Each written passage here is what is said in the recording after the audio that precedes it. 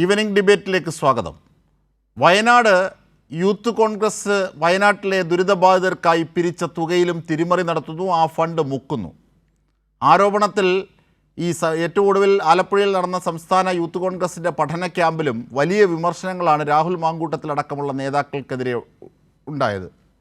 83 ലക്ഷം രൂപ പിരിച്ചിട്ട് അതെവിടെ, അതിൻ്റെ കണക്കെവിടെ എന്നാണ് ഭൂരിപക്ഷം യൂത്ത് കോൺഗ്രസിൻ്റെ പ്രവർത്തകരും ചോദിക്കുന്നത്. പക്ഷേ നേതാക്കൾക്കിതിൽ മറുപടിയില്ല.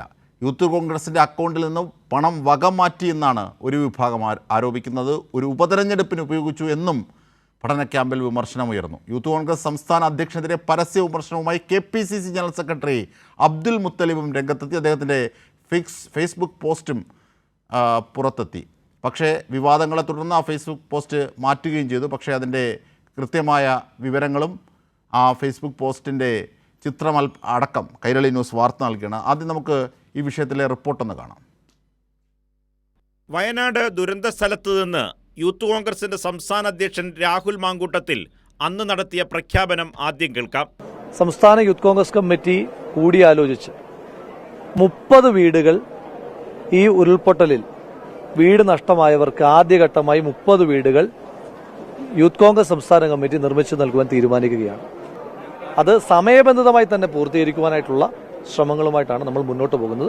സമയബന്ധിതമായി പൂർത്തിയാക്കുമെന്നാണ് രാഹുൽ മാങ്കൂട്ടത്തിന്റെ ഉറപ്പ്. പക്ഷേ മാസങ്ങൾ പിന്നിട്ടു. പിരിച്ചെടുത്ത കണക്കിനെ സംബന്ധിച്ച് ഒരു വിവരവുമില്ല. 83 ലക്ഷം രൂപ മാത്രമാണ് പിരിഞ്ഞു കിട്ടിയത് എന്നാണ് സംസ്ഥാന ക്യാമ്പിൽ രാഹുൽ നൽകിയ മറുപടി. യൂത്ത് കോൺഗ്രസ് ബ്ലോക്ക് കമ്മിറ്റികൾ അക്കൗണ്ട് വഴിയാണ് ഇത് കൈമാറിയതെന്നാണ് രാഹുൽ പറയുന്നത്.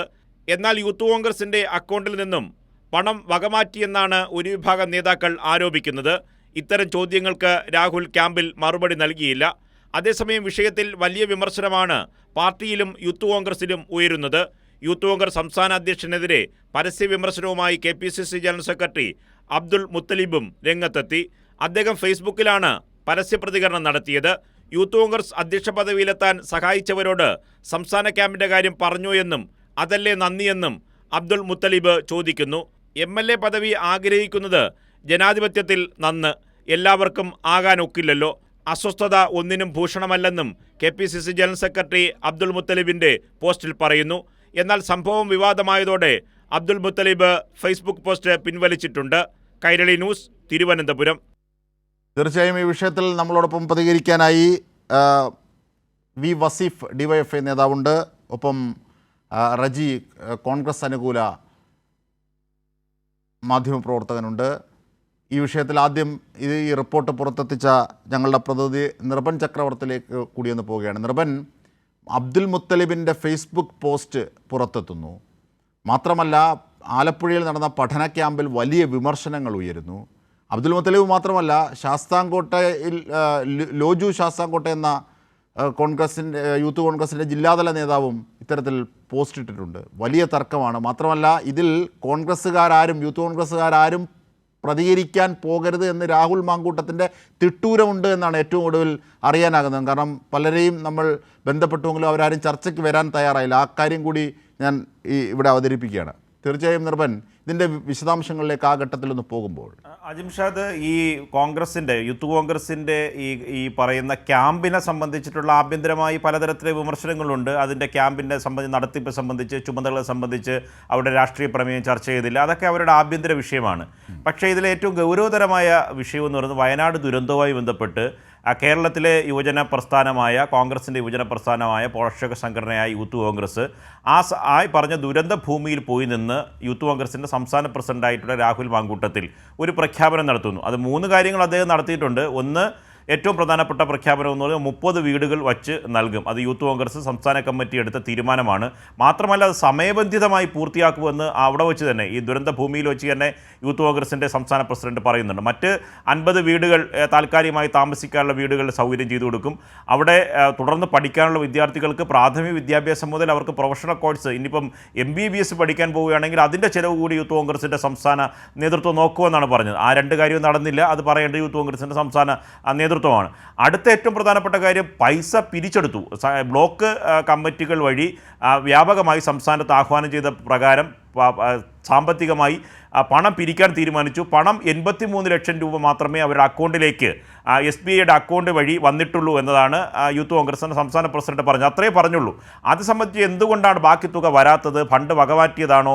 ഈ പറഞ്ഞ ആഹ്വാനപ്രകാരം പരിപാടി നടക്കാതെ പോയതെന്താണ്? ഇത്തരം കാര്യങ്ങൾക്ക് ചോദ്യത്തെ സംബന്ധിച്ച് ഒരുവിധം നിർഭൻ ഒരു കാര്യം കൂടി, ഈ 30 വീടുകളാണല്ലോ രാഹുൽ മാങ്കൂട്ടത്തിൽ വാഗ്ദാനം നൽകിയത്. ഈ 30-ൽ 10 എണ്ണമെങ്കിലും ആയോ യഥാർത്ഥത്തിൽ?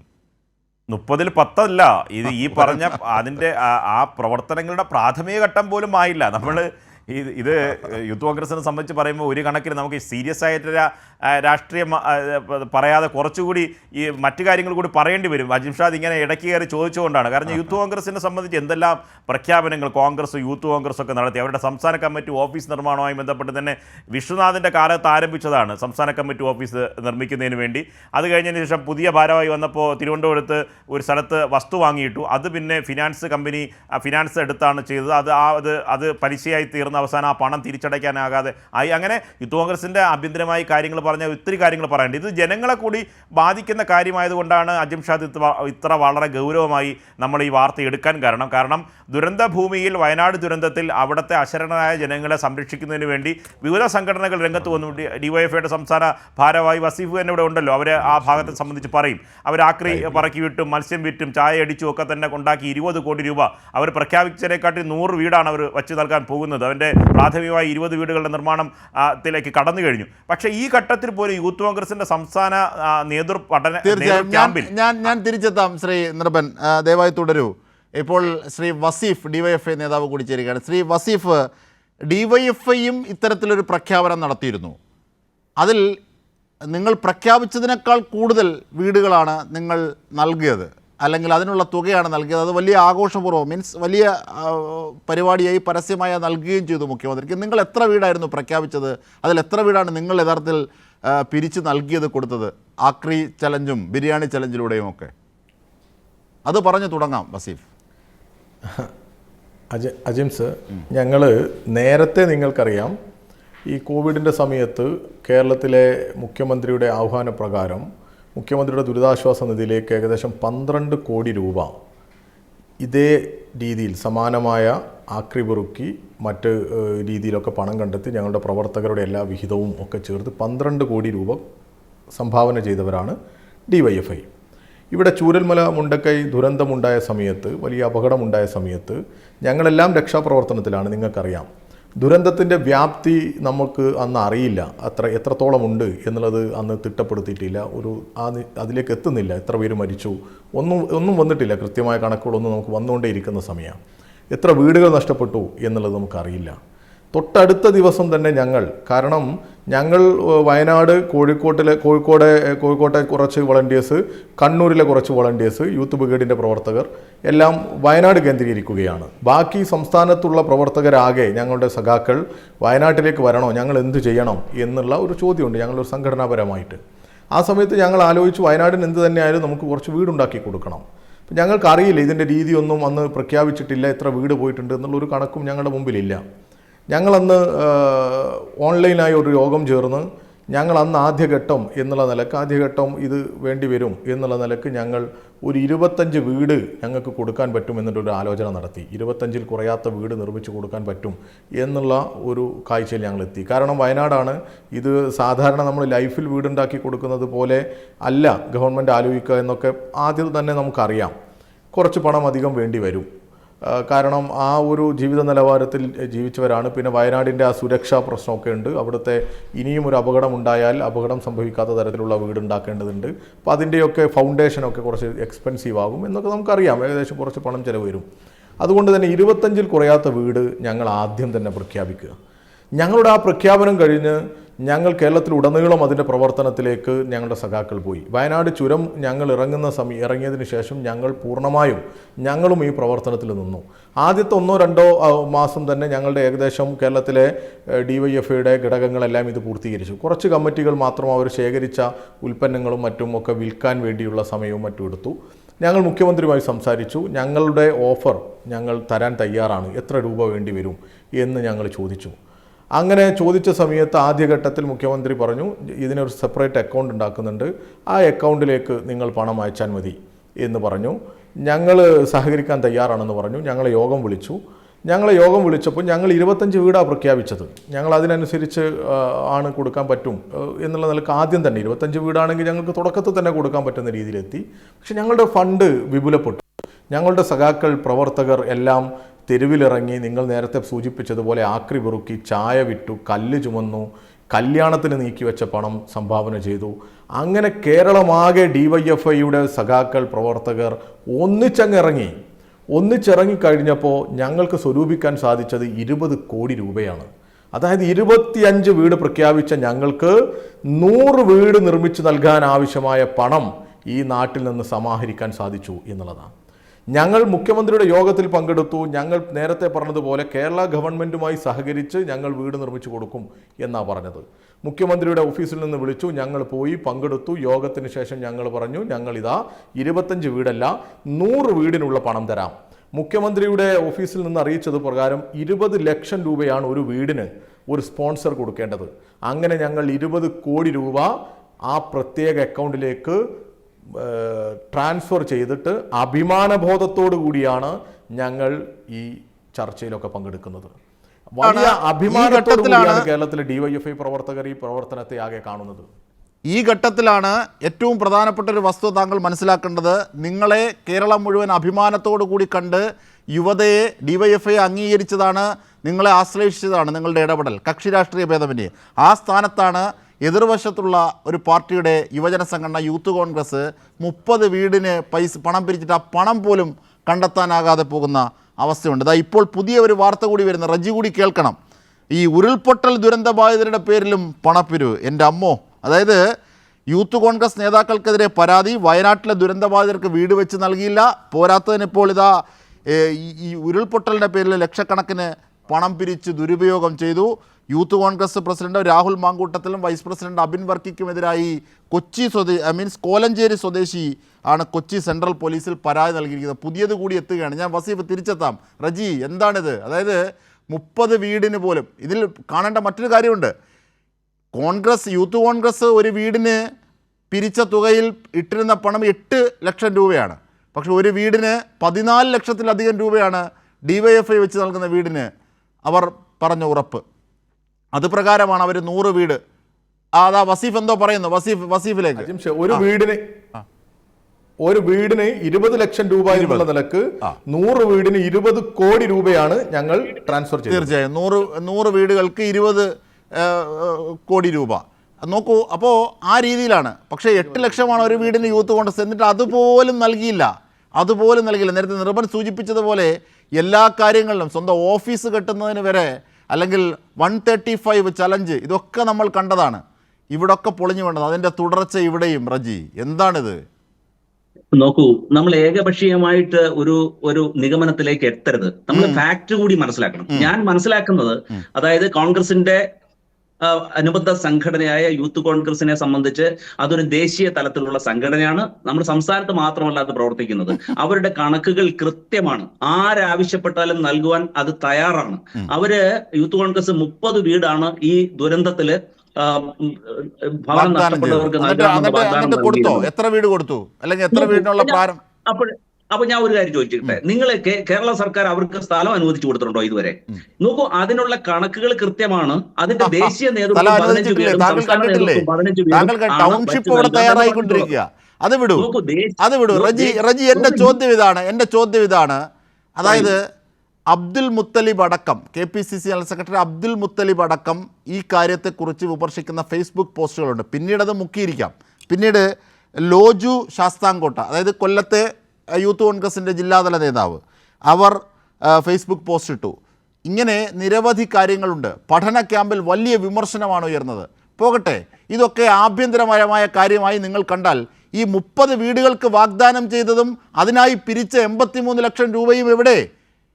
അതിന്റെ നടപടികൾ തുടങ്ങിയോ? അതാ DYFI 50 വീട് പ്രഖ്യാപിച്ച് അത് 100 വീടാക്കി അവർ നൽകുന്നു. 20 ലക്ഷം ഒരു വീടിന് വെച്ച് ആണ് അവർ നൽകുന്നത്. 20 കോടി രൂപയാണ് നൽകുന്നത് 100 വീടിന്. വീട് പ്രഖ്യാപിച്ച് 100 നോക്കൂ, വീട് കൊടുത്തു. നോക്കൂ, അതെ, ഡിവൈഎഫ്ഐയുടെ ആ നിലപാടിനെ ഞാൻ അംഗീകരിക്കുന്നു, അനുമോദിക്കുകയും ചെയ്യുന്നു. നോക്കൂ, ഇവിടെ ഫാക്ട് മനസ്സിലാക്കാതെ സംസാരിക്കുന്നത്. ഞാൻ ചോദിക്കുന്നത് 30 വീട് നൽകുവാനുള്ള സാമ്പത്തികമായിട്ടുള്ള എല്ലാ ഇടപാടുകളും കൃത്യമാണ്. 15 വീട് ദേശീയ നേതൃത്വമാണ് നൽകുന്നത്, 15 വീട് സംസ്ഥാന നേതൃത്വം നൽകും. ഈ കണക്കുകൾ ഓഡിറ്റ് ചെയ്യണം. KPCCക്ക് ഇനിയിപ്പോ സംസ്ഥാന അവരുടെ എക്സിക്യൂട്ടീവ് കൂടുമ്പോൾ സംസ്ഥാനത്ത് അതിനെക്കുറിച്ച് ഫൈനൽ കണക്കിലെത്തിയതിനു ശേഷം KPCCക്ക് അവർ ഈ ഫൈനൽ കണക്ക് സബ്മിറ്റ് ചെയ്യാൻ തയ്യാറാണ്. ഇനി ഞാനൊരു കാര്യം ചോദിക്കട്ടെ,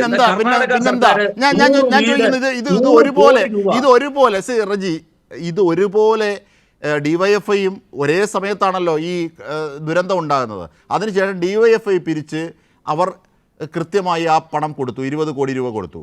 പക്ഷേ യൂത്ത് കോൺഗ്രസ് പിരിച്ച പണം പോലും കാണുന്നില്ല, അതിന്റെ ഒരു പ്രാരംഭ നടപടിയും കാണുന്നില്ല. 15 വീട് ദേശീയ നേതൃത്വം, 15 വീട് സംസ്ഥാന നേതൃത്വം പറഞ്ഞ പിരിച്ച പണം എവിടെ? പിരിച്ച പണം എവിടെ റജി?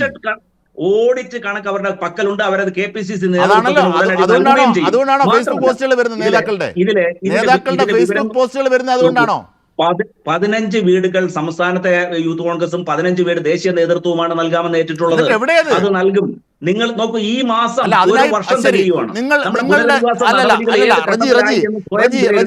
പിരിച്ച പണമോ ദേശീയ നേതൃത്വമോ 15ഓ 20ഓ ഒക്കെ കൊടുത്തോട്ടെ, ഈ വീടുകൾക്ക് വേണ്ടി പിരിച്ച ഫണ്ടിന്റെ കണക്ക് പ്രവർത്തകരോടെങ്കിലും പറയാത്തത് എന്താണ്? 83 ലക്ഷം രൂപ പിരിച്ചു എന്ന് പറഞ്ഞു. അതിന്റെ കണക്കോ അത് എവിടെയാണെന്നോ ഒരു കാര്യങ്ങളും വിശദീകരിച്ചില്ല നേതൃത്വം. പഠന ക്യാമ്പിൽ അടക്കം വലിയ വിമർശനം ഉയർന്നു. റജി, ഇത് ഒരു സാമൂഹ്യ പ്രതിബദ്ധതയുടെ ഭാഗമായി ഈ ദുരിതം അനുഭവിക്കുന്നവരെ സഹായിക്കാനായി യൂത്ത് കോൺഗ്രസ് യുവജന സംഘടന മുന്നോട്ട് വന്നതാണ്. കേരളത്തിലെ ഈ പ്രതിസന്ധി ഉണ്ടായ ഘട്ടത്തിൽ ഏതാണ്ട് 50ഓളം സന്നദ്ധ സംഘടനകളാണ് സഹായ വാഗ്ദാനവുമായി മുന്നോട്ട് വന്നിട്ടുള്ളത്. നിങ്ങൾ അവരുടെ കാര്യങ്ങൾ ഒന്നും എല്ലാം മാറ്റിവെക്കുകയാണോ? ഇവിടെ സ്ഥലം അനുവദിക്കൂ, സ്ഥലം അനുവദിക്കാനുള്ള നടപടികൾ വിചിത്രവാദമാണ്. കാരണം യൂത്ത് കോൺഗ്രസിനുള്ളിൽ വലിയ വിമർശനം ഈ വിഷയത്തിൽ രാഹുൽ മാങ്കൂട്ടത്തിൽ അടക്കമുള്ള നേതൃത്വത്തിനെതിരെ വരുന്നു. അവർക്ക് മറുപടിയില്ല. ഇപ്പോൾ ഇതാ ഭൂമി കൊടുക്കാനാ പറയുന്നത് കോൺഗ്രസ് സഹയാത്രികനായ മാധ്യമപ്രവർത്തകൻ. ഈ കണക്ക് ഇവിടെ എന്റെ അപ്പുറത്ത് കോൺഗ്രസിന് വേണ്ടി സംസാരിക്കുന്ന പ്രതിനിധി ഉണ്ട്. അദ്ദേഹം ചിലപ്പോൾ അറിയാത്തത് കൊണ്ടായിരിക്കാം. നമുക്ക് ഇവരുടെ ഒരു വാർത്താ സമ്മേളനമുണ്ട്. ആ വാർത്താ സമ്മേളനത്തിന് വലിയ രീതിയിൽ പ്രാധാന്യം കൊടുത്തിരുന്നു കേരളത്തിലെ വലതുപക്ഷ മാധ്യമങ്ങൾ. ഞങ്ങൾ 25 വീട് പ്രഖ്യാപിച്ചതിന് ശേഷമാണ് അവരുടെ വീട് പ്രഖ്യാപനം. ഞങ്ങൾ പറഞ്ഞത് ഗവൺമെന്റുമായി സഹകരിച്ച് വീട് കൊടുക്കും എന്നതായിരുന്നു. യൂത്ത് കോൺഗ്രസിന്റെ സ്റ്റേറ്റ്മെന്റിൽ എവിടെയെങ്കിലും ഗവൺമെന്റുമായി സഹകരിച്ച് വീട് നിർമ്മിച്ചു കൊടുക്കും എന്ന് പറഞ്ഞിട്ടുണ്ട്? ഇല്ല. സമയബന്ധിതമായി അവർ നിർമ്മിച്ചു കൊടുക്കും എന്നുള്ള രീതിയിലേക്കാണ് അവർ പ്രഖ്യാപനം നടത്തിയത്. അതെല്ലാം അതിന്റെ വീഡിയോ നമ്മുടെ മുമ്പിലൊക്കെ അവൈലബിൾ ആണ്. നിങ്ങൾ അതെടുത്ത് പരിശോധിച്ചോ. ഇപ്പൊ വീണ് കഴിഞ്ഞപ്പോൾ ഉരുണ്ട് കളിക്കരുത്. ഞാനൊരു സംഘടനയൊന്നും ആക്ഷേപിക്കാൻ പോകുന്നില്ല. അതൊക്കെ അവരുടേതായ രീതിയിൽ പറയട്ടെ. പക്ഷെ പൊതുസമൂഹം വിലയിരുത്തണം. ഈ ചാനലുകൾക്ക് മുമ്പിൽ വന്ന് മേനി പറയുന്ന വെറും ഡയലോഗ് അടിക്കുന്ന സതീശന്റെ പിൻഗാമികൾ തന്നെയാണ് ഇപ്പോഴും കേരളത്തിലെ യൂത്ത് കോൺഗ്രസിന്റെ നേതൃത്വം എന്ന് ഈ ജനം മനസ്സിലാക്കണം. കാരണം എന്തെന്ന് വെച്ചാൽ കേരളത്തിലെ ഡിവൈഎഫ്ഐ എവിടെ, ഡിവൈഎഫ്ഐയെ കാണുന്നില്ല എന്നൊക്കെ പറഞ്ഞ് ഇവര് സോഷ്യൽ മീഡിയയിലൂടെ തള്ളാറുണ്ട്. ഈ സോഷ്യൽ മീഡിയയിലൂടെ തള്ളുന്ന പ്രവർത്തനമല്ല സംഘടനാ പ്രവർത്തനം എന്നും യുവജനങ്ങളുടെ നേതൃത്വമായി നിൽക്കുമ്പോൾ അതിനൊരു ഉത്തരവാദിത്വമുണ്ടെന്നും അതിനല്പം മുഷിഞ്ഞിറങ്ങണമെന്നൊക്കെ ബോധ്യം അവർക്കുണ്ടാകണം. പിന്നെ പിരിച്ച പണം കൃത്യമായി കൈകാര്യം ചെയ്യാൻ പറ്റണം എന്നുള്ളത് കൂടിയുണ്ട്. തീർച്ചയായും പിരിച്ച പണം. അത് മാത്രമല്ല, ഇപ്പോൾ വസീഫ് സൂചിപ്പിച്ചതുപോലെ KC വേണുഗോപാലിൻ്റെ അകത്തുള്ളൊരു വിമർശനത്തെ സംബന്ധിച്ച് വന്ന വാർത്ത ഞാൻ വായിക്കാം. വിമർശനങ്ങൾ, അതായത് ഈ മുകൾ തട്ടിൽ നല്ല നേതാക്കൾ ഉണ്ടായാൽ പോരാ, മണ്ഡലം ബൂത്ത് തലങ്ങളിലുമൊക്കെ നല്ല നേതാക്കന്മാരുണ്ടാകണം. അതായത് യൂത്ത് കോൺഗ്രസിൽ ജനങ്ങളുമായി ബന്ധമുള്ള പ്രവർത്തകരും നേതാക്കളും വേണമെന്നാണ് KC വേണുഗോപാൽ ആവശ്യപ്പെട്ടിരിക്കുന്നത്. മാത്രമല്ല, മുമ്പ് ഇതുപോലെ യൂത്ത് കോൺഗ്രസ്സുകാരോട് രമേശ് ചെന്നിത്തല പറഞ്ഞത് വാക്കുകൾ വൈറലായതാണ്. കാരണം ആ ഡിവൈഎഫ്ഐയെ കണ്ടു പഠിക്കൂ, അവർ പൊതിച്ചോറ് കൃത്യമായി വിതരണം ചെയ്യുന്നു, അവർ ആക്രി പറക്കിയും ബിരിയാണി ചലഞ്ചും ചെയ്ത് പൈസ ശേഖരിച്ച് അവർ സേവന പ്രവർത്തനങ്ങൾ നടത്തുന്നു, ദുരന്ത മുഖത്ത് നാം കണ്ടതാണ്, അതുപോലെ അത് കണ്ടു പഠിക്കൂ എന്ന് യൂത്ത് കോൺഗ്രസ്സുകാരോട് പറഞ്ഞു പോയത് വൈറലായതാണ്. ഞങ്ങൾ 25 വീട് പ്രഖ്യാപിച്ചപ്പോൾ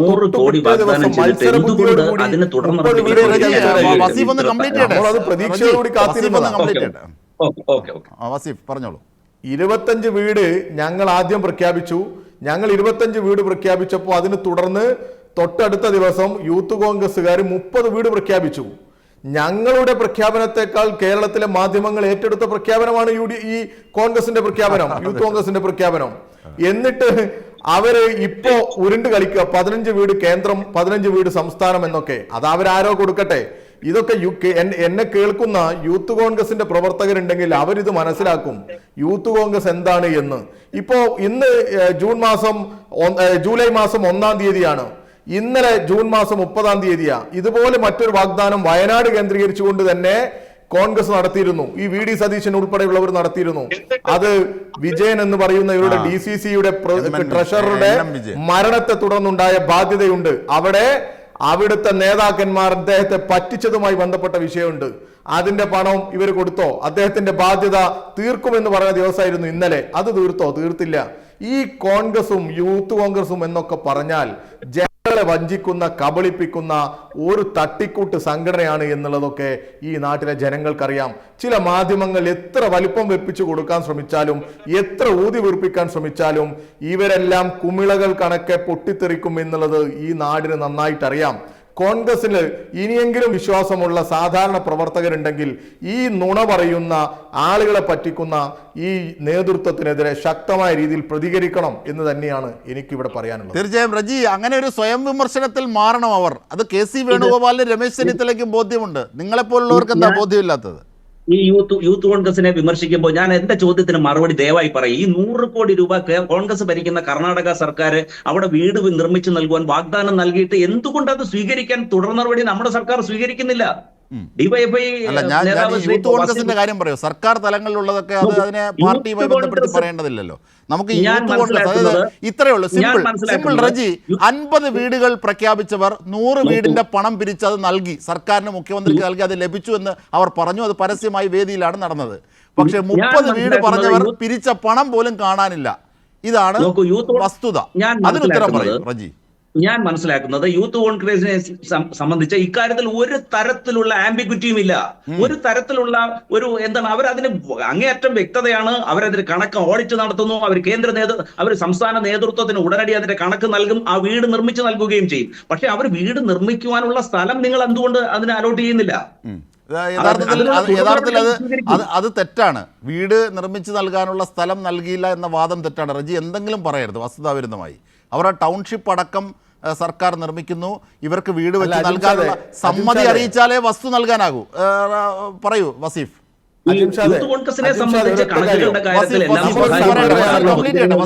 വസീഫ് പറയൂ.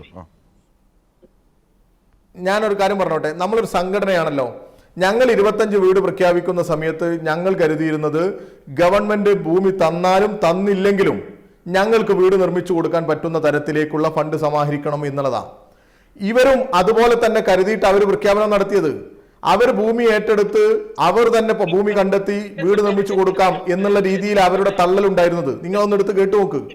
എന്നിട്ടും ഞങ്ങൾ സ്റ്റേറ്റ്മെന്റിൽ പറഞ്ഞത് ഗവൺമെന്റുമായി സഹകരിച്ച് വീട് നിർമ്മിച്ചു കൊടുക്കുന്ന. അപ്പൊ ഗവൺമെന്റ് എല്ലാ സംഘടനകളെയും വിളിച്ചു. ഒരു സ്പോൺസർക്ക് 20 ലക്ഷം രൂപ കൊടുത്താൽ ഒരു വീടിന്റെ അവകാശമുണ്ട് എന്ന് പറഞ്ഞു. അങ്ങനെ ഒരു സ്പോൺസറോട് 20 ലക്ഷമാണ് ഗവൺമെന്റ് ആവശ്യപ്പെട്ടത്. അപ്പൊ ഞങ്ങൾ കണക്ക് കൂട്ടി ഭൂമി വാങ്ങാതെ തന്നെ ഗവൺമെന്റുമായി സഹകരിച്ച് വീട് നിർമ്മിച്ചു കൊടുക്കാം എന്ന് പറഞ്ഞ ഞങ്ങൾക്ക് 20 ലക്ഷം രൂപ കൊടുത്താൽ ഞങ്ങളുടെ അക്കൗണ്ട് എന്നുള്ള രീതിയിലേക്കാവും. ഞങ്ങൾ നിർമ്മിച്ചതുപോലെയാകും. ഞങ്ങൾ ഒരു വീടിന്റെ സ്പോൺസർ ആവും 20 ലക്ഷം രൂപ കൊടുത്താൽ. അപ്പൊ ഞങ്ങൾ എന്ത് ചെയ്തു? 20 കോടി രൂപ കൊടുത്തു. അങ്ങനെ ഞങ്ങൾ 100 വീടിന്റെ സ്പോൺസറായി. അത് ഞങ്ങൾക്ക് അഭിമാനത്തോടു കൂടി പറയാൻ പറ്റും. അല്ലാതെ ഇവിടെ വന്നിട്ട് ഇങ്ങനെയൊക്കെ സംഭവിച്ചിട്ടും അങ്ങോട്ടേക്ക് കുറ്റം പറഞ്ഞ് ആക്ഷേപിച്ച് ബോൾ തട്ടി മാറ്റുന്നത് എന്തൊരു ഗതികേടാ ഇവരുടെ. ഞങ്ങൾ ഇവർക്കെതിരെ ഇപ്പൊ നിങ്ങൾ ചോദിച്ചോണ്ടും നിർബന്ധിച്ച് വിളിച്ചോണ്ടുമാണ് ഞങ്ങൾ ഈ ചർച്ചയ്ക്ക് തന്നെ വന്നത്. ഇതൊക്കെ അവരെ സംബന്ധിച്ചിടത്തോളം ഞങ്ങളൊരു പത്രസമ്മേളനം വിളിച്ചിട്ടുള്ള ഞാൻ അതുകൂടി പറഞ്ഞോട്ടെ. ഇവരുടെ നേതാക്കന്മാർ കൊല്ലത്തെയും മറ്റും ഇവരുടെ നേതാക്കന്മാർ ഫേസ്ബുക്കിലൂടെയും അല്ലാതെയും ഒക്കെ ഇത് പുറം ലോകത്തോട് വിളിച്ചു പറഞ്ഞത് കൊണ്ടാണ് ഇത് വാർത്തയായത്. കൈരളിയല്ല ഇത് ആദ്യം വാർത്തയാക്കുന്നത്. ഇപ്പൊ അതും ആക്ഷേപം ഉണ്ടാകും. മറ്റു ചാനലുകളൊക്കെ ഇത് ഏറ്റെടുത്ത് അവർ വാർത്തയാക്കി.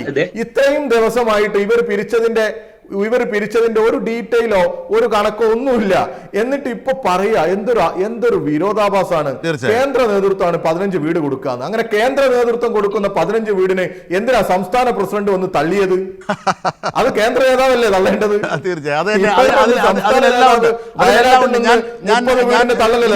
ഞാൻ റജിയിലേക്കും നിർബലിലേക്കുമാണ് വരുന്നത്. വസീഫിന് തിരക്കുണ്ട്, ശരിയാണ്. വളരെ നന്ദി ഈ ഘട്ടത്തിൽ ഞങ്ങളോട് ചർച്ചയിൽ പങ്കെടുത്തതിന്. ഞാൻ റജിയിലേക്കും.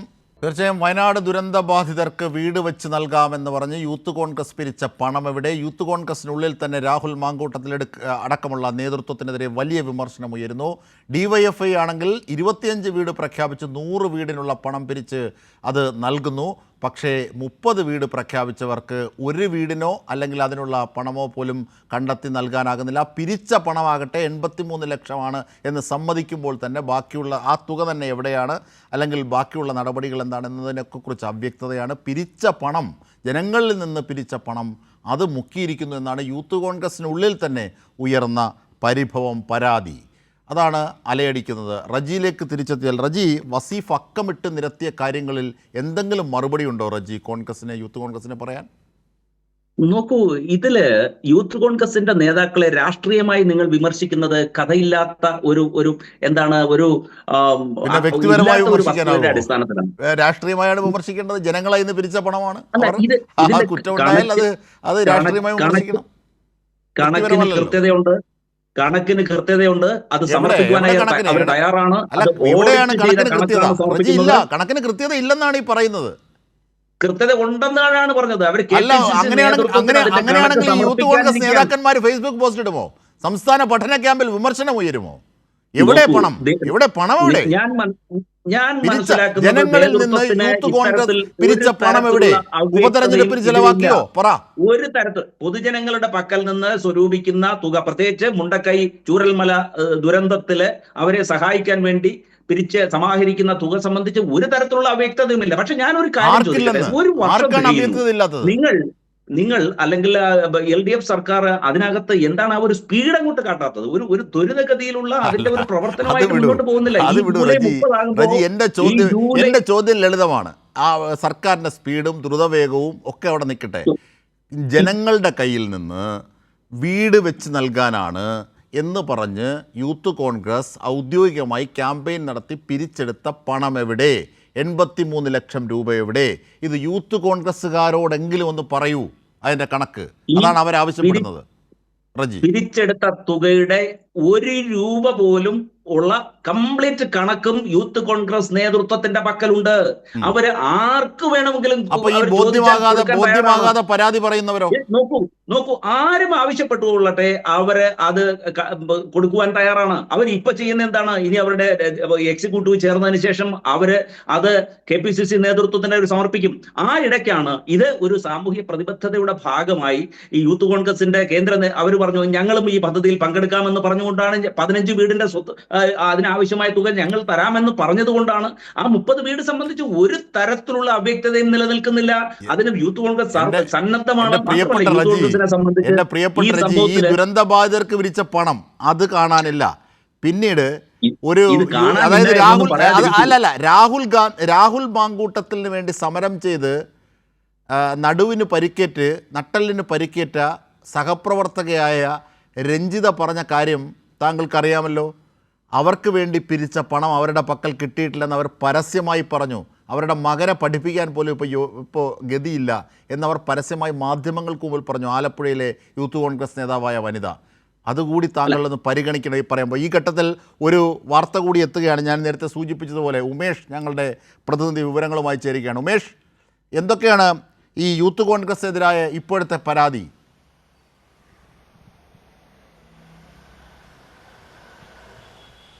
അജിംഷാദ്, അഭിഭാഷകയായ TR ലക്ഷ്മിയാണ് ഇപ്പോൾ യൂത്ത് കോൺഗ്രസ് നേതാക്കൾക്കെതിരെ പരാതി നൽകിയിരിക്കുന്നത്. അതിൽ ഈ വയനാട് ഉരുൾപൊട്ടലുമായി ബന്ധപ്പെട്ട ആ ഉരുൾപൊട്ടലിൻ്റെ പശ്ചാത്തലത്തിൽ ദുരന്തബാധിതർക്കായി വീട് വെച്ച് നൽകാം എന്ന് പറഞ്ഞ് വലിയ തോതിൽ പണപ്പിരിവ് നടത്തി യൂത്ത് കോൺഗ്രസ്. എന്നാൽ ആ പണം ദുരുപയോഗം ചെയ്തു എന്ന് ചൂണ്ടിക്കാട്ടിയാണ് ഇപ്പോൾ പരാതി വന്നിരിക്കുന്നത്.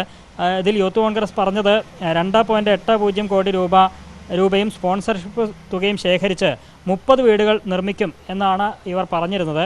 അതിൻ്റെ അടിസ്ഥാനത്തിൽ ഓരോ മണ്ഡലത്തിൽ നിന്നും 2 ലക്ഷം രൂപ വീതം ശേഖരിക്കണമെന്നും സംസ്ഥാന നേതൃത്വം നിർദ്ദേശിച്ചിരുന്നു. എന്നാൽ പിന്നീട് വീട് ഒന്നും വെച്ചതായി കണ്ടില്ല. എന്ന് മാത്രമല്ല, ഇപ്പോൾ നടന്ന യൂത്ത് കോൺഗ്രസിൻ്റെ ക്യാമ്പിൽ ഇതുമായി ബന്ധപ്പെട്ട വിമർശനങ്ങൾ ഉയർന്നതായി മാധ്യമ വാർത്തകളിലൂടെ അറിയാൻ കഴിഞ്ഞു. ഔദ്യോഗികമായി ലഭിക്കുന്ന വിവരമനുസരിച്ച് 88 ലക്ഷം രൂപ ഇവർ ഇതുമായി ബന്ധപ്പെട്ട് പിരിച്ചു എന്നുള്ളതാണ്. എന്നാൽ ആ പിരിച്ച തുക, അതിൻ്റെ സമഗ്ര കണക്കുകളും ഫണ്ട് ഉപയോഗിച്ചത് എങ്ങനെയാണ് എന്നതിൻ്റെ വിശദാംശങ്ങളൊന്നും ഇതുവരെ പുറത്തു വന്നിട്ടില്ല എന്നാണ് പറയുന്നത്. അതുകൊണ്ട് ഈ തുക വ്യക്തിപരമായ ആവശ്യങ്ങൾക്ക് ദുരുപയോഗം ചെയ്തിട്ടുള്ളതാണ് എന്ന് ആണ് ഇതിൽ നിന്ന് നിയമപരമായ ഓഡിറ്റോ അക്കൗണ്ടിംഗ് തുടങ്ങിയ നടപടികളൊന്നും അതൊക്കെ നിർബന്ധമായി അഡ്വക്കേറ്റ് ലക്ഷ്മി ഇതിൽ സംഭാവന നൽകിയ ഒരാളാണ് എന്ന് ലക്ഷ്മി സ്വയം വിശേഷിപ്പിക്കുന്നുണ്ട്. ലക്ഷ്മി നൽകിയ പരാതിയിൽ പ്രതികളായി ഉൾപ്പെടുത്തിയിരിക്കുന്നത് യൂത്ത് കോൺഗ്രസിൻ്റെ സംസ്ഥാന പ്രസിഡന്റ് രാഹുൽ മാങ്കൂട്ടത്തിലും അബിൻ വർക്കി ഉൾപ്പെടെ 7 വൈസ് പ്രസിഡന്റുമാർ, അതായത് Abin Varkey, Aritha Babu, T Anuthaj, Vaisakh S Darshan, Vishnu Sunil, VK Shibin, OJ Janeesh എന്നിങ്ങനെ 7 വൈസ് പ്രസിഡന്റുമാരും ഒപ്പം രാഹുൽ മാങ്കൂട്ടത്തിൽ സംസ്ഥാന പ്രസിഡന്റ്, ഇങ്ങനെ 8 പേർക്കെതിരെയാണ് സെൻട്രൽ പോലീസിൽ, എറണാകുളം സെൻട്രൽ പോലീസിൽ പരാതി നൽകിയിരിക്കുന്നത്. ഇവർക്കെതിരെ ക്രിമിനൽ കേസ് രജിസ്റ്റർ ചെയ്ത് വിശദമായ അന്വേഷണം നടത്തണം എന്നുള്ളതാണ് ഇപ്പോൾ ഈ ലക്ഷ്മി ആവശ്യപ്പെട്ടിരിക്കുന്നത്. ഇതുമായി ബന്ധപ്പെട്ട് ഈ പണം ദുരുപയോഗം ചെയ്ത് അവർ അന്യായമായ ലാഭം ഉണ്ടാക്കി എന്നൊക്കെയാണ് ഈ പരാതിയിൽ ആരോപിക്കുന്നത്. അതുകൊണ്ട് കൃത്യമായ നടപടി സ്വീകരിക്കണം എന്നാവശ്യപ്പെട്ടുകൊണ്ടാണ് അഭിഭാഷകയായ ലക്ഷ്മി ഇപ്പോൾ സെൻട്രൽ പോലീസിൽ പരാതി നൽകിയിരിക്കുന്നത്. അജിംഷാദ്. ശരി, റജി വല്ലതും പറയാനുണ്ടോ? ഇനി ഒരു പരാതി സംഭാവന നൽകിയ എല്ലാ കണക്കുമാണെന്നല്ലേ റജി പറഞ്ഞത്? സംഭാവന നൽകിയ യൂത്ത് കോൺഗ്രസ് അനുഭാവിയായ ഒരു അഡ്വക്കേറ്റ് ലക്ഷ്മിയാണ് ഇപ്പോൾ പരാതി, കോലഞ്ചേരി സ്വദേശി അഡ്വക്കേറ്റ് ലക്ഷ്മിയാണ് ഇപ്പോൾ പരാതി നൽകിയിരിക്കുന്നത് യൂത്ത് കോൺഗ്രസിനെതിരെ. എവിടെ പണം? താൻ അടക്കം നൽകിയ പണം എവിടെ? നോക്കൂ, അതിന് കണക്കുണ്ടെന്ന് ഞാൻ പറഞ്ഞില്ലേ. ഒരു കാര്യം നോക്കൂ, CMDRFിലേക്ക് മുഖ്യമന്ത്രിയുടെ 765 കോടി രൂപ കിട്ടി. 36 കോടി രൂപ മാത്രമേ അവർ ഇതുവരെ ചെലവഴിച്ചിട്ടുള്ളൂ എന്നാണ് കണക്കുകൾ വ്യക്തമാവുന്നത്. എന്ന് വിചാരിച്ചിട്ട് ആ കണക്കിൽ എന്തെങ്കിലും അത് ആ തുക അവിടെ ഉണ്ടല്ലോ. ഇതുപോലെ യൂത്ത് കോൺഗ്രസ് പൊതുജനങ്ങളിൽ നിന്ന് സമാഹരിച്ച ഫണ്ട് അതേ രീതിയിൽ അതിന്റെ കണക്കും അതുമായിട്ട് ബന്ധപ്പെട്ട തുടർ നടപടികൾക്കുമായി, അത് മാത്രമല്ല ഇതൊരു സംഘടനയുടെ ഫണ്ടാണ്.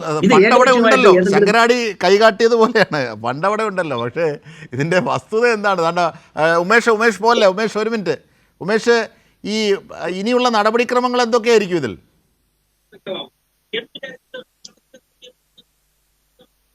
തീർച്ചയായും റജി, അതായത് ഈ ശങ്കരാടി കൈകാട്ടിയത് പോലെയാണ്. തുകയുണ്ട്, 88 ലക്ഷം രൂപ അവർക്ക് ഔദ്യോഗികമായി പിരിച്ചു എന്ന് ബോധ്യമുണ്ട്. അതെവിടെയാണെന്നാണ് പോലീസിൽ പരാതി കൊടുത്തിരിക്കുന്നത്. ഇനി പോലീസിൻ്റെ പരാതി അന്വേഷണം വലിയ ഗതികേടാണ് ഒരു പ്രവർത്തകരെ സംബന്ധിച്ച്, രാഷ്ട്രീയ പ്രവർത്തകരെ സംബന്ധിച്ച്. യൂത്ത് കോൺഗ്രസിൽ നിന്ന് വരുന്ന വാർത്ത 50-ലധികം സന്നദ്ധ സംഘടനകളും അതുമായിട്ട് ബന്ധപ്പെട്ട പ്രവർത്തകരുമാണ് ഈ പ്രദേശത്ത് ഈ ദുരന്തബാധിതരെ സഹായിക്കാൻ സന്നദ്ധമായിട്ട് ഒരു സാമൂഹ്യ പ്രതിബദ്ധതയുടെ ഭാഗമായി മുന്നോട്ട് വന്നത്. അപ്പൊ അവര് ഒരു ഓഫർ, അങ്ങോട്ട് ഞങ്ങൾ ഒരു വാഗ്ദാനം നടത്തുന്നു. ആ വാഗ്ദാനം നടപ്പാക്കുമ്പോൾ അത് എല്ലാവരെയും ബോധ്യപ്പെടുത്തിക്കൊണ്ട് അത് സുതാര്യമായിട്ട് ചെയ്യുമ്പോൾ അതിനുണ്ടാകുന്ന കാലതാമസത്തെ ഒരു രാഷ്ട്രീയമായി വിമർശിച്ച് അവരെ നിരുത്സാഹപ്പെടുത്തുകയല്ല നിങ്ങൾ ചെയ്യേണ്ടത്. മറിച്ച് അതിന് പ്രോത്സാഹനം കൊടുക്കുകയാണ് വേണ്ടത്. ഇവിടെ കോൺഗ്രസ് ഭരിക്കുന്ന കർണാടക സർക്കാർ 100 കോടി രൂപ വാഗ്ദാനം നടത്തിയിട്ട് അവർ നമ്മുടെ മുഖ്യമന്ത്രിക്ക് കത്തയച്ചു, നിങ്ങൾ എന്തുകൊണ്ട് തുടർ നടപടി സ്വീകരിക്കുന്നില്ല എന്ന് സംബന്ധിച്ച്. അത് സംബന്ധിച്ച് എന്തുകൊണ്ട് ഒരു ചർച്ച നമുക്ക് സംഘടിപ്പിച്ചുകൂടാ? നമ്മൾ പറയുമ്പോൾ നമ്മൾ എല്ലാം പറയണം. സർക്കാർ തലത്തിൽ അങ്ങോട്ടും ഇങ്ങോട്ടും ചെയ്യുന്ന സഹായമൊന്നും കോൺഗ്രസ് അവകാശപ്പെട്ടത് അവിടെ നിൽക്കട്ടെ. അതാ മുണ്ടക്കൈ ചൂരൽമല ദുരന്തത്തിൽ ഇന്ത്യൻ യൂത്ത് കോൺഗ്രസ് സംസ്ഥാന കമ്മിറ്റി പിരിച്ച ഭവന നിർമ്മാണ ഫണ്ടുമായി ബന്ധപ്പെട്ട പൈസയുടെ കണക്കുകൾ കൃത്യമായി അവതരിപ്പിക്കാതെ ഇന്ന് അവസാനിക്കുന്ന സംസ്ഥാന ക്യാമ്പ് പൂർണ്ണമാവുകയില്ല. 30 വീടെന്ന പദ്ധതിയിൽ ഒരു വീടെങ്കിലും തറക്കല്ലിട്ടോ എന്നും സാധാരണ പ്രവർത്തകർ എന്ന നിലയിൽ അറിയണം. ലോജു ലോറൻസ് ശാസ്താംകോട്ട, അതായത് യൂത്ത് കോൺഗ്രസിൻ്റെ കൊല്ലത്തെ ജില്ലാ നേതാവാണ്. അദ്ദേഹത്തിൻ്റെ ഫേസ്ബുക്ക് പോസ്റ്റാണ് ഞാൻ വായിച്ചത്. ഞാൻ പരിശോധിക്കാം. എന്തായാലും റജി, ഇങ്ങനെ വാദിച്ച് വെള്ളം കുടിക്കേണ്ടതില്ല, കാരണം വാദിച്ച് വലയേണ്ടതുമില്ല. യൂത്ത് കോൺഗ്രസിൻ്റെ കണക്ക് എവിടെയെന്ന് കേസടക്കം വന്നിരിക്കുന്നു. ഇനി അത് പരിഹരിക്കാനുള്ള ആത്മവിമർശനവും സ്വയം വിമർശനത്തിന് വരെ തയ്യാറെടുക്കുന്ന രീതിയിൽ നിങ്ങളൊക്കെ ഉപദേശിക്കൂ. വളരെ നന്ദി ഈ ഘട്ടത്തിൽ ചർച്ചയിൽ പങ്കെടുത്തതിന്. ചർച്ച തുടരുമ്പോൾ, ഈവനിംഗ് ഡിബേറ്റ് തുടരുമ്പോൾ നമുക്ക് മുൻ മുഖ്യമന്ത്രിയും പ്രമുഖ കമ്മ്യൂണിസ്റ്റ് നേതാവുമായ ശ്രീ VS അച്യുതാനന്ദൻ്റെ ആരോഗ്യനിലയെ സംബന്ധിച്ചുള്ള വിവരങ്ങളിലേക്ക് കൂടി പോകാം. മുൻ മുഖ്യമന്ത്രി VS അച്യുതാനന്ദൻ്റെ ആരോഗ്യനില ഗുരുതരമായാണ് തുടരുന്നത്. ഇപ്പോൾ നൽകി വരുന്ന വെന്റിലേറ്റർ സപ്പോർട്ട്, CRRT, ആൻറ്റിബയോട്ടിക് തുടങ്ങി ചികിത്സകൾ തുടരും. ആവശ്യമെങ്കിൽ ഉചിതമായ മാറ്റം വരുത്താനുമാണ് മെഡിക്കൽ സംഘത്തിൻ്റെ തീരുമാനം. വിവരങ്ങളുമായി മാനസ ചേരുകയാണ് ഇപ്പോൾ. മാനസ, എന്തൊക്കെയാണ് ഇപ്പോൾ VSൻ്റെ ആരോഗ്യാവസ്ഥയായി പറയാനാകുന്നത്?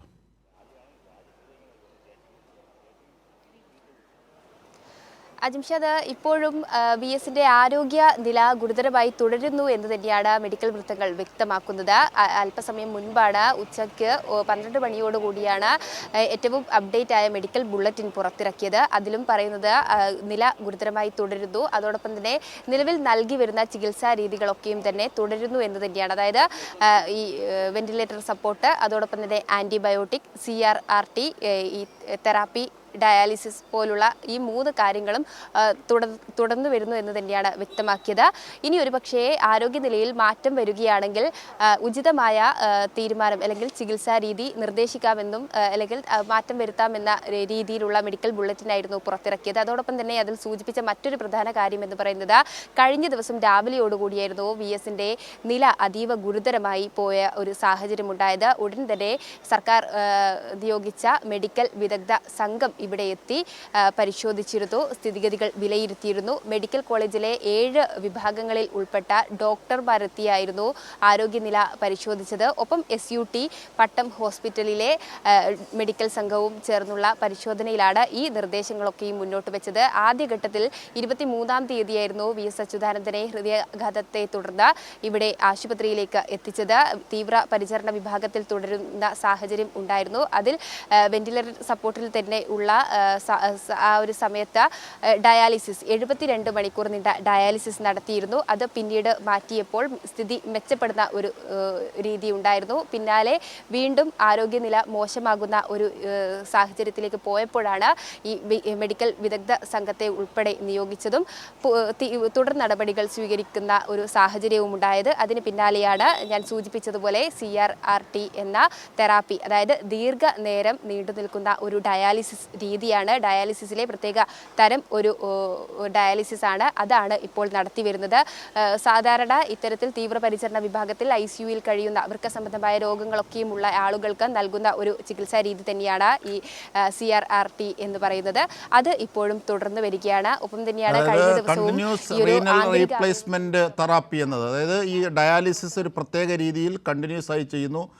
രക്തത്തിലുള്ള എല്ലാ വിധത്തിലുമുള്ള ഇമ്പ്യൂരിറ്റീസിനെ മാറ്റി കിഡ്നിയുടെ പ്രവർത്തനമൊക്കെ കൃത്യമായി ചെയ്ത് നൽകുന്ന ഒരു രീതിയാണ്. അപ്പോൾ അത് തുടരുന്നു. പക്ഷേ ഇപ്പോൾ ഈ മരുന്നുകളോട് ഏറ്റവും ഒടുവിൽ ശ്രീ MA ബേബി പറഞ്ഞ കാര്യങ്ങൾ നമുക്കൊന്ന് കേൾക്കാം. അതിനുശേഷം ഞാൻ വാനസയിലേക്ക് തിരിച്ചെത്താം. MA ബേബി VSനെ സന്ദർശിച്ച ശേഷം പറഞ്ഞ കാര്യങ്ങൾ കൂടി ഒന്ന് കേൾക്കാം. അപ്പം ചില പ്രയാസങ്ങൾ ഉണ്ട് എന്നാണ് ഡോക്ടർമാർ പറയുന്നത്. CRR എന്ന് പറയുന്ന ഡയാലിസിസിൻ്റെ ഏറ്റവും തുടർച്ചയായിട്ടുള്ള ഡയാലിസിസ് സമ്പ്രദായം, അത് ഇന്നും വീണ്ടും തുടരുന്നതാണ് അവരാലോചിക്കുന്ന കാര്യം. അപ്പോൾ നമ്മൾ മുമ്പ് പലപ്പോഴും കണ്ടിട്ടുള്ളതുപോലെ വൈദ്യശാസ്ത്രത്തിൻ്റെ സഹായവും VSൻ്റെ നിശ്ചയദാർഢ്യവും VS വ്യായാമമൊക്കെ ചെയ്ത് ഉറപ്പിച്ച നല്ല ഒരു നമുക്കൊന്നുമില്ലാത്ത ആരോഗ്യമാണ് VSനുള്ളത്. അപ്പം അതൊക്കെ കൊണ്ട് അദ്ദേഹം ഈ ആരോഗ്യ പ്രതിസന്ധിയെ മറികടക്കുമെന്നാണ് നമുക്ക് പ്രതീക്ഷിക്കാൻ കഴിയുക. എന്നാൽ കുറച്ച് ക്രിട്ടിക്കലാണ് എന്നുള്ള അവസ്ഥ മാറിയിട്ടില്ല. മരുന്നിനോട് പ്രതികരിക്കുന്നുണ്ട്, അത് ഒരു വളരെ അനുകൂലമായിട്ടുള്ള ഒരു ഘടകമാണ്. ഇത് ഇന്ന് ഏതാനും മണിക്കൂറുകൾക്ക് മുമ്പ് VSനെ സന്ദർശിച്ച ശേഷം ഡോക്ടർമാരുമായി സംസാരിച്ച ശേഷം CPM ജനറൽ സെക്രട്ടറി പറഞ്ഞ കാര്യങ്ങളാണ്. ഇതിൽ നിന്ന് എന്തൊക്കെ കാര്യങ്ങളിലുള്ള പുരോഗതിയാണ്? മരുന്നുകളോട് പ്രതികരിക്കുന്നുണ്ട്, രക്തസമ്മർദ്ദത്തിൻ്റെ കാര്യത്തിൽ, മറ്റ് ശാരീരിക അവസ്ഥകളുടെ കാര്യത്തിലൊക്കെ പുരോഗതിയാണോ ഇപ്പോഴുള്ളത്? ഗുരുതരാവസ്ഥ മറികടന്നിട്ടില്ല എങ്കിൽ പോലും.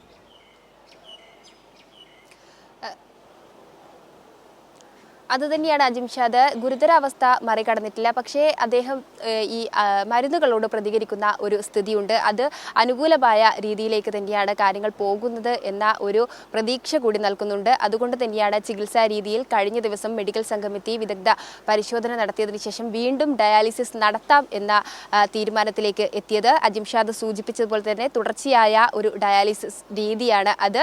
അതായത് ദീർഘ നേരം നീണ്ടു നിൽക്കുന്ന ഒരു പ്രവൃത്തി കൂടിയാണ്. പ്രത്യേക തരം ഡയാലിസിസ് ആണ്. അത് തുടരണം എന്ന് തന്നെയായിരുന്നു ഈ വിദഗ്ധ സംഘം നിർദ്ദേശിച്ചത്. അത് തന്നെയാണ് ഇപ്പോൾ തുടർന്നു വരുന്നത്. അതിനിടയിൽ അദ്ദേഹം മരുന്നുകളോടും പ്രതികരിക്കുന്നുണ്ട്. അതുകൊണ്ട് ആന്റിബയോട്ടിക്കും നിർത്താതെ തുടരുന്നുണ്ട്. ഒപ്പം തന്നെയാണ് വെന്റിലേറ്റർ സപ്പോർട്ട് കഴിഞ്ഞ 23-ാം തീയതി മുതൽ ഇതുവരെ 9 ദിവസം പിന്നിടുകയാണ്. ഈ ദിവസം ഉൾപ്പെടെയും വെന്റിലേറ്റർ സപ്പോർട്ടിലാണ് അദ്ദേഹം തുടരുന്നത്. അതും തുടരണം എന്ന് തന്നെയാണ് അറിയിച്ചിരിക്കുന്നത്.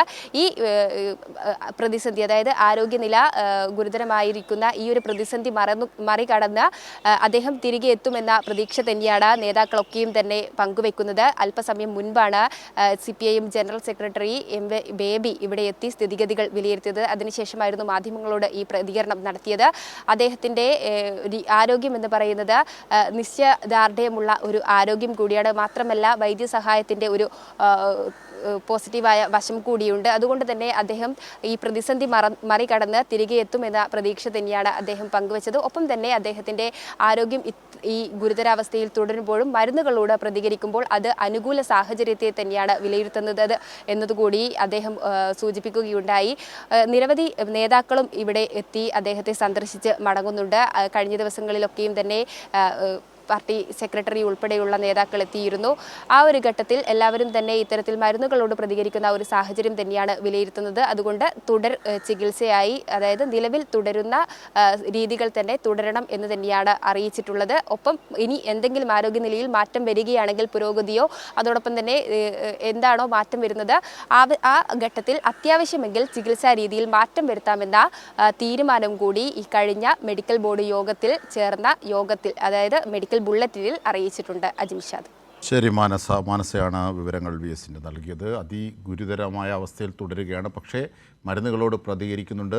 തിരിച്ചെത്തുന്നതിനുള്ള സാധ്യതകളിലേക്കാണ് തീവ്രപരിചരണ വിഭാഗം ശ്രദ്ധിക്കുന്നത്. ഇപ്പോൾ ഡയാലിസിസ്, CRRT ഡയാലിസിസ് അടക്കമുള്ളവയാണ് നടത്തിക്കൊണ്ടിരിക്കുന്നത്. ഇതിൻ്റെ വിവരങ്ങളാണ് മാനസ നൽകിയത്. കേരളത്തിൻ്റെ ആരോഗ്യരംഗം മികച്ചത് തന്നെയാണ്. ഒറ്റപ്പെട്ട ചില ചെറിയ കാര്യങ്ങളെ ഊതിപ്പെരുപ്പിച്ച് അതിനെ വഷളാക്കാൻ ശ്രമിക്കുന്ന മാധ്യമപ്രവർത്തകരും അതിനൊപ്പം നിൽക്കുന്ന പ്രതിപക്ഷ രാഷ്ട്രീയവും ഓർക്കുക, നിരവധി നേട്ടങ്ങളാണ് ഈ ആരോഗ്യമേഖല സൃഷ്ടിച്ചുകൊണ്ടിരിക്കുന്നത് കേരളത്തിൽ.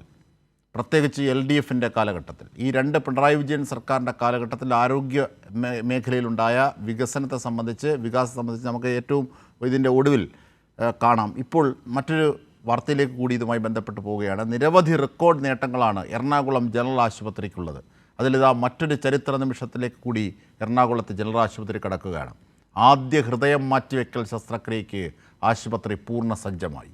രാജ്യത്ത് ആദ്യമായാണ് ഒരു ജില്ലാതല സർക്കാർ ആശുപത്രി ഹൃദയം മാറ്റിവെക്കൽ ശസ്ത്രക്രിയ നടത്താൻ ഒരുങ്ങുന്നത്, അതും പൂർണ്ണ സൗജന്യമായി. കാണാം ആ റിപ്പോർട്ട്. മികച്ച പരിശീലനം ലഭിച്ച 3 ടീമുകൾ, അത്യാധുനിക സജ്ജീകരണങ്ങളുള്ള ഓപ്പറേഷൻ തിയേറ്റർ, വിദഗ്ധ ഡോക്ടർമാർ, ഇങ്ങനെ എല്ലാ ഒരുക്കങ്ങളും പൂർത്തിയാക്കി രാജ്യത്താദ്യമായി ഒരു ജില്ലാതല ആശുപത്രി ഹൃദയം മാറ്റിവെക്കൽ ശസ്ത്രക്രിയക്കായി ഒരുങ്ങുകയാണ്.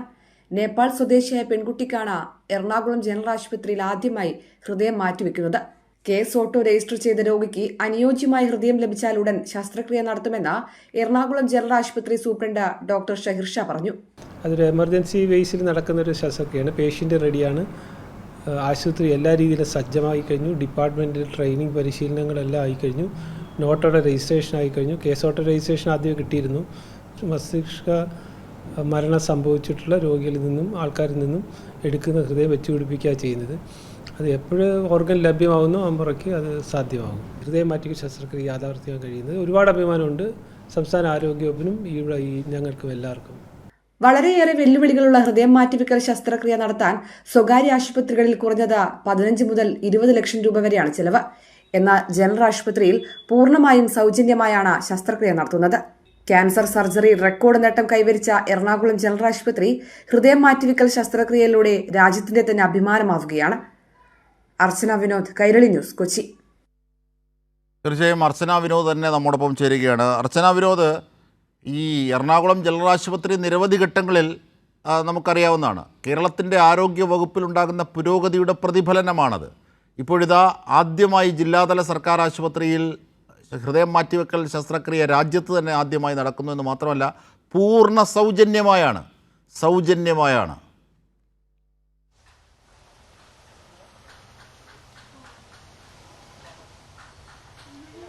തീർച്ചയായും അജിത് ഷാ അത് തന്നെയാണ് അതിലെ ഏറ്റവും വലിയ പ്രത്യേകത. കാരണം സ്വകാര്യ ആശുപത്രികളിൽ ഏകദേശം 15-20 ലക്ഷം രൂപകൾ മുടക്കിയാണ് ഇത്തരത്തിൽ ഹൃദയം മാറ്റിവെക്കൽ ശസ്ത്രക്രിയ അടക്കം നടക്കുന്നത്. എന്നാൽ എറണാകുളം ജനറൽ ആശുപത്രിയിൽ എത്തിയാൽ പൂർണ്ണമായും സൗജന്യമായി ഈ ശസ്ത്രക്രിയ നടത്താമെന്നാണ് ഏറ്റവും പ്രധാനപ്പെട്ടത്. ഏറെ വെല്ലുവിളികൾ നിറഞ്ഞ ഒരു സർജറി കൂടിയാണ്. മാത്രമല്ല ഒരുപാട് സംവിധാനങ്ങൾ, അത്യാധുനിക ഉപകരണങ്ങളെല്ലാം തന്നെ ഈ സർജറിക്ക് ആവശ്യമായിട്ടുണ്ട്. അവിടെയാണ് ഒരു ജില്ലാതല ആശുപത്രി ഇത്തരത്തിൽ അഭിമാനമാകുന്നതും ഇത്തരത്തിൽ ഒരു വലിയ നേട്ടത്തിലേക്ക് കുതിക്കുകയും ചെയ്യുന്നത്. എന്തായാലും കേരളത്തെ സംബന്ധിച്ച്, രാജ്യത്തെ സംബന്ധിച്ച് ഏറ്റവും അഭിമാനമായ നേട്ടത്തിലേക്ക് തന്നെയാണ് എറണാകുളം ജനറൽ ആശുപത്രി കുതിക്കുകയും ചെയ്യുന്നത്. ഇത് മാത്രമല്ല, എണ്ണിയാൽ ഒടുങ്ങാത്ത ഒരുപാട് നേട്ടങ്ങൾ എറണാകുളം ജനറൽ ആശുപത്രിയെ സംബന്ധിച്ചിട്ടുണ്ട്. കാരണം അതിൽ പ്രധാനമായും ഇത്തരത്തിൽ കീഹോൾ ക്യാൻസർ സർജറി അടക്കം, അതായത് 1700-ൽ പരം സർജറികൾ ചെയ്ത് റെക്കോർഡ് നേട്ടം സ്വന്തമാക്കിയ ഒരു ചരിത്രം കൂടി എറണാകുളം ജനറൽ ആശുപത്രിയെ സംബന്ധിച്ചുണ്ട്. ഒരു വലിയ ടീമിൻ്റെ കൂടി വിജയം തന്നെയാണത്. കാരണം മന്ത്രി വീണ ജോർജ് ഇടപെട്ട് വേഗമാണ് ഇത്തരത്തിലുള്ള എല്ലാ സംവിധാനങ്ങളും ഒരുക്കിയത്. ഇതിന് പ്രത്യേക അനുമതി വേണം. ഹൃദയം മാറ്റിവെക്കൽ ശസ്ത്രക്രിയ ഒരു ജില്ലാ ആശുപത്രിയിൽ നടത്തണമെങ്കിൽ അതിനുള്ള എല്ലാ സംവിധാനങ്ങളും വേണം, ലൈസൻസുകൾ വേണം, അനുമതി വേണം. അങ്ങനെയാണ് ഏറ്റവും അതിവേഗം ഇതെല്ലാം തന്നെ പൂർത്തീകരിച്ച ഒരു ചരിത്ര നിമിഷത്തിലേക്ക് എറണാകുളം ജനറൽ ആശുപത്രി കടക്കുന്നത്. ഇതിനായി 3 ടീമുകൾ സജ്ജമായിട്ടുണ്ട്. ഏത് നിമിഷവും ഈ സർജറിക്കായി എറണാകുളം ജനറൽ ആശുപത്രി തയ്യാറാണ്. ഒരു വലിയ ടീം തന്നെ ഇതിൻ്റെ ഭാഗമായി പ്രവർത്തിക്കുന്നുണ്ട്. നേപ്പാൾ സ്വദേശിക്കായിരിക്കും ആദ്യമായി ഇത്തരത്തിൽ ഹൃദയം മാറ്റിവെക്കൽ ശസ്ത്രക്രിയ നടത്തുക. കേസ് ഓട്ടോയിൽ രജിസ്റ്റർ ചെയ്തിട്ടുണ്ട്. ഇനി ഈ ഹൃദയം കൃത്യമായി അനുയോജ്യമായ ഹൃദയം ലഭിക്കുകയാണെങ്കിൽ ഉടൻ തന്നെ സർജറി നടത്താനുള്ള എല്ലാ ക്രമീകരണങ്ങളുമാണ് ആശുപത്രിയിൽ സജ്ജീകരിച്ചിട്ടുള്ളത്. ഇതിനുള്ള എല്ലാ ക്രമീകരണങ്ങളും ഒപ്പം 70 കോടി മുടക്കിയ പുതിയ ബ്ലോക്ക് എറണാകുളം ജനറൽ ആശുപത്രിയിൽ പ്രവർത്തിക്കുന്നുണ്ട്. അവിടെയായിരിക്കും ഈ സർജറി നടത്തുക. അത്തരത്തിൽ അത്യാധുനിക ഉപകരണങ്ങൾ എല്ലാം ആദ്യമായി അങ്ങനെ ചെയ്യാൻ വേണ്ടി ലിസ്റ്റ് ചെയ്തിരിക്കുന്നത് ഒരു നേപ്പാൾ സ്വദേശിക്കാണല്ലേ? അതും അഭിമാനകരമാണ് കൂടുതൽ.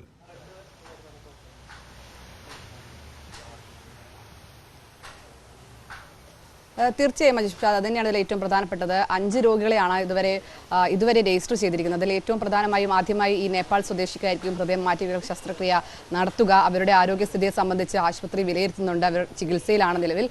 അവരിലായിരിക്കും ആദ്യമായി ഇത്തരത്തിൽ ഹൃദയം മാറ്റിവെക്കൽ ശസ്ത്രക്രിയ നടത്തുക. കേസ് ഓട്ടോയിൽ രജിസ്റ്റർ ചെയ്തിട്ടുണ്ട്. മാത്രമല്ല എല്ലാ സ്വകാര്യ ആശുപത്രിയിലും മറ്റ് ആശുപത്രികളിലെല്ലാം തന്നെ ഇതുമായി ബന്ധപ്പെട്ട വിവരങ്ങൾ എത്തിച്ചിട്ടുണ്ട്. ഇതിനുള്ള എല്ലാ ടീമും എവിടെ നിന്നാണോ നമ്മൾ ഈ ഹൃദയം എടുക്കുന്നത് അവിടെ ഇതിന് കൃത്യമായി ടീമുകളുണ്ട്, പോലീസുണ്ട്. ഇതിന് റോഡ് മാർഗമാണ് വരുന്നതെങ്കിൽ അതിനുള്ള എല്ലാ ക്രമീകരണങ്ങളും പൂർത്തിയാക്കിയിട്ടുണ്ട്. ഹെലികോപ്റ്ററിലാണ് എത്തിക്കേണ്ടതെങ്കിൽ അത്തരത്തിലുള്ള ക്രമീകരണങ്ങൾ പൂർത്തിയാക്കിയിട്ടുണ്ട്. അങ്ങനെ എല്ലാം കൊണ്ടും ഈ മൂന്ന് ടീം ഇതിന് സജ്ജമാണ്. ഉടൻ തന്നെ ഇത്തരത്തിൽ സർജറി നടത്താനുള്ള തീരുമാനത്തിലേക്കാണ് ആശുപത്രി എത്തിയിരിക്കുന്നത്. അതിനുള്ള എല്ലാ ഉപകരണങ്ങളും അത്യാധുനിക സൗകര്യങ്ങളും എറണാകുളം ജനറൽ ആശുപത്രിയിലുണ്ട്. വലിയൊരു കടമ്പയാണ്. കാരണം ഏറെ വെല്ലുവിളികൾ നിറഞ്ഞ ഒരു ശസ്ത്രക്രിയ ആയതുകൂടി കൊണ്ട് തന്നെ ഇത് വലിയ കടമ്പയാണ്. ആ കടമ്പകളെല്ലാം തന്നെ പൂർത്തിയാക്കിയിട്ടാണ് എറണാകുളം ജനറൽ ആശുപത്രി ഈ നേട്ടത്തിലേക്ക് എത്തിയിരിക്കുന്നത്. ഇനി ഉടൻ തന്നെ സർജറി നടത്താനുള്ള ക്രമീകരണങ്ങളാണ് ഉള്ളത്. അതിന് പൂർണ്ണ സജ്ജമാണ്. അത് കൂടാതെ മറ്റൊരുപാട് നേട്ടങ്ങൾ മറ്റ് ഒരുപാട് നേട്ടങ്ങൾ കൂടിയുണ്ട്. അർച്ചന തുടരൂ ദയവായി. കാരണം ആരോഗ്യരംഗത്ത് പുതിയ കാൽവയ്പ്പാണ് പാലക്കാട് ഗവൺമെൻറ് മെഡിക്കൽ കോളേജ് നടത്തുന്നത്. ആധുനിക സാങ്കേതിക വിദ്യകൾ ഉപയോഗിച്ചുള്ള ശസ്ത്രക്രിയകളാണ് മെഡിക്കൽ കോളേജിൽ തുടങ്ങിയത്. ശസ്ത്രക്രിയാ വിഭാഗം പൂർണ്ണ പ്രവർത്തന സജ്ജമാകുന്നതിന് പട്ടികജാതി വകുപ്പ് 15 കോടി രൂപയും അനുവദിച്ചിട്ടുണ്ട്. ഇതിൻ്റെ വിവരങ്ങളുമായി സച്ചിൻ വള്ളിക്കാടിലേക്ക് പോകുന്നതിന് മുമ്പ് ആ റിപ്പോർട്ട് കൂടി ഒന്ന് കാണാം. ജനറൽ അനസ്തേഷ്യ നൽകിയുള്ള സങ്കീർണമായ ശസ്ത്രക്രിയകളാണ് പുതുതായി പാലക്കാട് ഗവൺമെന്റ് മെഡിക്കൽ കോളേജിൽ ആരംഭിച്ചത്. ENT വിഭാഗത്തിൽ മൂക്കിന്റെ പാളം നേരെയാക്കാനുള്ള സെപ്റ്റോപ്ലാസ്റ്റി ശസ്ത്രക്രിയ വിജയകരമായി നടത്തി. സർജറി, ഓർത്തോ എന്നീ വിഭാഗങ്ങളിലും ആധുനിക സാങ്കേതിക വിദ്യകൾ ഉപയോഗിച്ചുള്ള ശസ്ത്രക്രിയകൾ നടക്കുന്നുണ്ടെന്ന് സൂപ്രണ്ട് ഡോക്ടർ B ശ്രീറാം പറഞ്ഞു. ഏകദേശം ജൂൺ 30 ഞങ്ങൾക്ക് ജനറൽ അനസ്തീഷ്യ കൊടുത്തിട്ടുള്ള ആദ്യത്തെ സർജറി ചെയ്യാൻ പറ്റി. അത് മെഡിക്കൽ കോളേജിനെ സംബന്ധിച്ചോളം വലിയൊരു അച്ചീവ്മെൻ്റ് ആയിട്ടാണ് ഞങ്ങൾ കാണുന്നത്. കൂടാതെ വരുന്ന ദിവസങ്ങളിൽ ENT സർജറി, ഓർത്തോ എന്നീ വിഭാഗങ്ങളിലെ മേജർ സർജറി കേസസ്, തൈറോയ്ഡ് കേസായാലും ബ്രസ്റ്റ് ആയാലും ഓർത്തോൻ്റെ മേജർ സർജറികളും നമുക്ക് ചെയ്യാൻ സാധിക്കും. കഴിഞ്ഞ മാർച്ചിലാണ് മെഡിക്കൽ കോളേജിൽ ചെറിയ ശസ്ത്രക്രിയകൾ ചെയ്യാൻ തുടങ്ങിയത്. UDF ഭരണകാലത്ത് നിശ്ചലമായ മെഡിക്കൽ കോളേജിന്റെ പ്രവർത്തനം LDF സർക്കാർ അധികാരത്തിൽ എത്തിയപ്പോഴാണ് പുനരാരംഭിച്ചത്.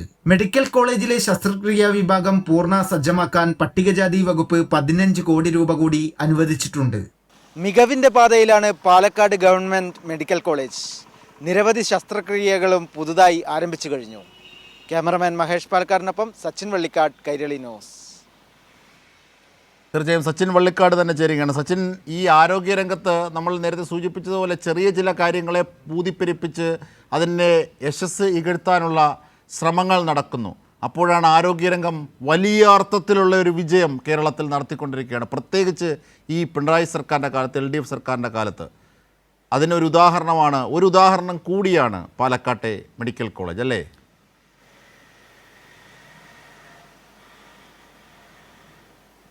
അജിംഷാ, തീർച്ചയായും അത് തന്നെയാണ് പറയാനുള്ളത്. കാരണം പാലക്കാട് മെഡിക്കൽ കോളേജ് സംസ്ഥാനത്ത് തന്നെ പട്ടികജാതി പട്ടിക വകുപ്പിന് കീഴിലുള്ള മെഡിക്കൽ കോളേജാണ് Palakkad medical college. Palakkad medical college 2014 Oommen Chandy government കെട്ടിടം മാത്രം ഉദ്ഘാടനം ചെയ്ത് പ്രവർത്തനരഹിതമായ രീതിയിലായിരുന്നു അത്തരത്തിലൊരു ഉദ്ഘാടനം നടന്നത്. എന്നാൽ അതിനെ മെഡിക്കൽ കോളേജ് ആശുപത്രിയായി ഉയർത്തിയത് അന്നത്തെ ഒന്നാം പിണറായി വിജയൻ സർക്കാരും അതേപോലെ തന്നെ അന്നത്തെ പട്ടികജാതി പട്ടിക വകുപ്പ് മന്ത്രിയായ AK ബാലന്റെ ഇടപെടലിന്റെയും ഭാഗമായിട്ടാണ്. അതിൻ്റെ ഭാഗമായി കൃത്യമായ ശക്തമായ രീതിയിൽ മെഡിക്കൽ കോളേജിന്റെ പ്രവർത്തനങ്ങൾ ഈ 9 വർഷക്കാലം മുന്നോട്ട് പോയിക്കൊണ്ടിരിക്കുകയാണ്. അതിൻ്റെ ഏറ്റവും വലിയ ഉദാഹരണം തന്നെയാണ് കഴിഞ്ഞ ദിവസം പാലക്കാട് മെഡിക്കൽ കോളേജിൽ നടന്നിട്ടുള്ളത്. അത്യാധുനിക സാങ്കേതിക വിദ്യകളും അതുപോലെ തന്നെ ഉപകരണങ്ങളും ഉപയോഗിച്ചുകൊണ്ടുള്ള സർജറിയാണ് പാലക്കാട് മെഡിക്കൽ കോളേജിൽ നടന്നത്.